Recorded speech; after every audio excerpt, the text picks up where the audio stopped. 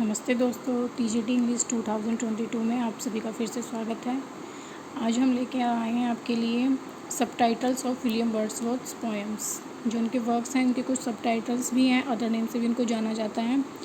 तो आज हम उन सबको देखेंगे। ये एग्ज़ाम में कई आते हैं। जैसे कि नंबर 1 है द प्रीलूड।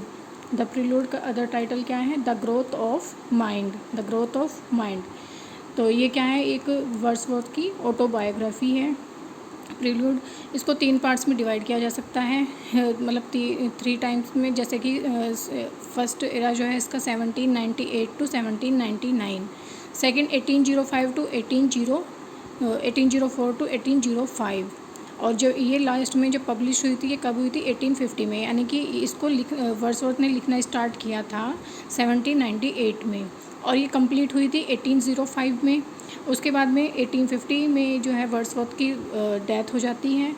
तो आफ्टर डेथ उसकी जो वाइफ होती हैं मैरी हचिंसन, वो इसको पब्लिश कराती हैं, तो वही इसका नाम देती हैं द प्रीलूड। तो ये जब वर्ड्सवर्थ ने इनको नहीं, वो केवल इसको कंप्लीट कर पाए थे, उसको पब्लिश नहीं करा पाए थे, और 1850 में आफ्टर डेथ ऑफ वर्ड्सवर्थ उनकी जो वाइफ थी उन्होंने इसको पब्लिश कराया था 1850 में। तो ये उनकी वाइफ ने ही इसको नाम दिया था। Number 3 Lucy grey. So other name है इसका सोलिट्यूड। ये कंपोज की गई थी 1799 में और पब्लिश हुई थी 1800 में। इन जो ये लिखी गई थी इन जर्मनी में लिखी गई थी वर्ड्सवर्थ के द्वारा। नंबर 3 है हमारा द डैफोडिल्स। अदर टाइटल क्या है इसका? I wander lonely as a cloud. I wander lonely as a cloud, ये डैफोडिल्स का सब टाइटल है। ये कंपोज की गई थी 1804 में और पब्लिश कराई गई थी 1807 में। कब 1804 में लिखी गई थी, कंपोज की गई थी, एंड 1807 में पब्लिश कराई गई थी। नेक्स्ट लास्ट 4th नंबर है the leech gatherer. The leech gatherer resolution and independence. ये एक टाइप का सोनेट है। The leech gatherer resolution and independence, ये कंपोज किया गया था 1802 में और पब्लिश कराया गया था 1807 में।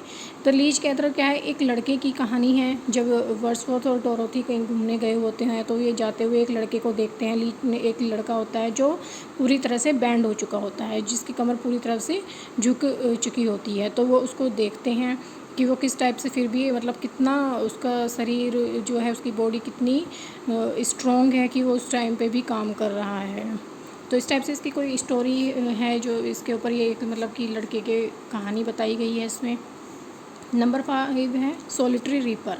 The high and less. The high and less, तो ये 1805 में हमारी कंपोज हुई थी और पब्लिश कराई गई थी 1807 में। सोलिटरी रीपर एक लड़की की कहानी है। जब वर्ड्सवर्थ और उसकी सिस्टर डोरोथी घूमने गए होते हैं स्कॉटलैंड, तो वो एक लड़की को देखते हैं जो मतलब पहाड़ी है, सुनसान जगह है, और वो लड़की अपनी फसल, मतलब गेहूँ काटे जा रही है और एक गीत गाए जा रही है, लेकिन वो वर्ड्सवर्थ को समझ में नहीं आता, तो वो उसको बेचैन कर देता है। इस टाइप से इसकी कुछ स्टोरी है सोलिटरी रीपर की।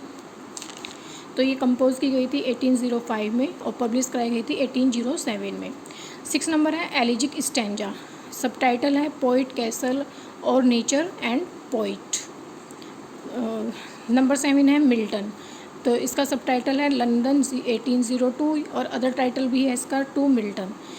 ये बहुत ही ज़्यादा इम्पोर्टेंट है, कई बार एग्ज़ाम में आ चुका है।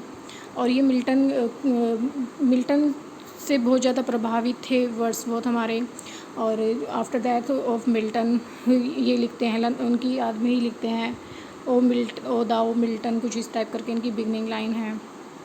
तो लंदन 1802 और टू मिल्टन इनका सब टाइटल है। 18 the rainbow my heart sleeps up. My heart sleeps up, तो ये 1802 में आया था हमारा। Number 9 Simon Lee the old huntsman. The old huntsman. Number 10 to Ruth.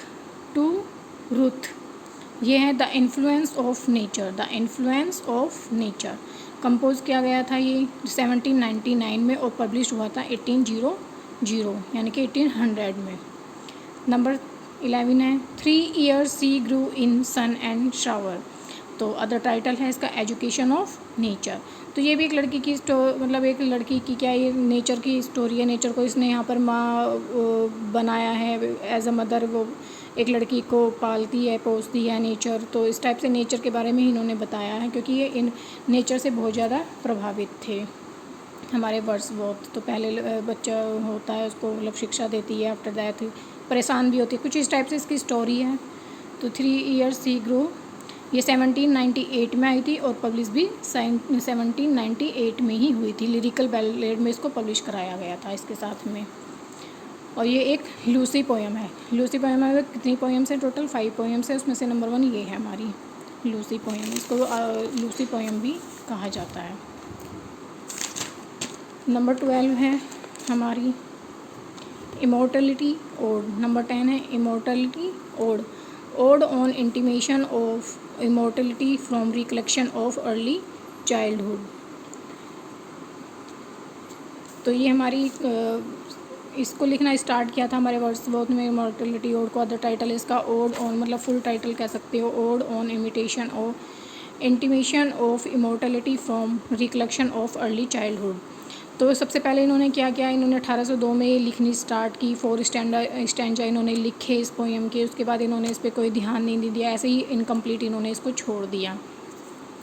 उसके बाद में फिर 4 साल बाद इन्होंने खूब रेस्ट किया, मौज मस्ती की, रेस्ट किया, इन्होंने इस पर कोई ध्यान ही नहीं दिया। उसके बाद आफ्टर 4 ईयर्स 1806 में इनका मन किया चलो यार इसको कंप्लीट करते हैं। तो इन्होंने फिर इसके 7 स्टैंजा और लिखकर इसको कंप्लीट किया। उसके बाद में 1807 में इसको पब्लिश कराया गया। 13 है is the most important poem of Wordsworth, Tintern away. Tintern एबे का फुल टाइटल है line composed a few miles about Tintern एबे। तो इसका ये फुल टाइटल है on revisiting the bank of the यी ड्यूरिंग अ टूर जुलाई 13, 1798। ये अपनी सिस्टर ये 23 इयर्स के हुए थे इन्होंने after complete her his graduation. ये घूमने गए डॉरोथी के साथ में। तो ये एक नदी का नाम है यहाँ पर, ये जो ये वायर है ये एक रिवर का नाम है। तो ये यहाँ पर घूमने गए थे। तो यहाँ ये इतने इससे नेचर, तब जाकर ये वहाँ पर इतने प्रभावित हुए नेचर से कि इन्होंने ये पोएम लिख डाली। ये ब्लैंक वर्स में लिखी गई है। और ये जो सेकंड टाइम गए थे, ये जो थी रिविजिटिंग थी इनकी नदी के वहाँ पर। तो ये और सबसे पहले कब गए थे ये गए थे 1793 में गए थे, यानी कि बिफोर 5 ईयर्स। तो 1798 में तो यहाँ से इन्होंने ये टिंटन ने भी इस टाइप से ये इनके सब टाइटल्स से मोस्ट इम्पोर्टेंट हैं। मतलब क्वेश्चन सीधा हमें ये टिंटन एबे ना देकर ये भी पूछा जा सकता है हु कंपोज दिस पोएम, या ये who is the writer of this poem, या इमोर्टलिटी। मतलब किस टाइप से क्वेश्चन घुमा फिरा के पूछे जा सकते हैं। कंपोजिशन डेट पूछी जा सकती है, पब्लिकेशन की डेट पूछी जा सकती है, और इसके मतलब कि पूछा जा सकता है कि स्टोरी से भी आ सकते हैं क्वेश्चन। तो आई होप आपको वीडियो पसंद आया होगा। ये छोटी सी कोशिश थी मेरी, जितना मुझे आता था मैंने बताने की कोशिश की। वीडियो पसंद आए तो please like, share and subscribe. Thank you very much.